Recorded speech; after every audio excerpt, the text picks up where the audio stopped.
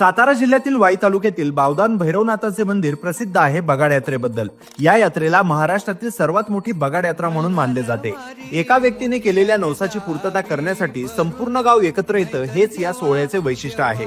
देवजोडीला हळद लावून मंदिराच्या खांबावरती लोखंडी नाळ ठोकून यात्रेची सुरुवात होते। होळी पौर्णिमेच्या दिवशी देवासमोर कौल लावून बगाड्या ठरवला जातो। धुलीवंदना दिवशी बगाड तयार करण्यास सुरुवात होते। चतुर्थीला दुपारी श्रींचा विवाह संपन्न होऊन रात्री शाही छबिना निघतो।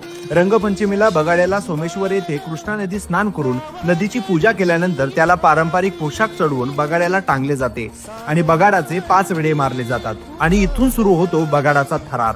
काशीनाथांचे चांगबले म्हणत ओबडधोबड शिवारातून तब्बल 12 बैलांच्या सहाय्याने हे उंच बगाड ओढत गावाकडे आणले जाते। यात बगाड ओढण्यात दुर्वीच्या बैलांचे महत्त्वाचे योगदान असते।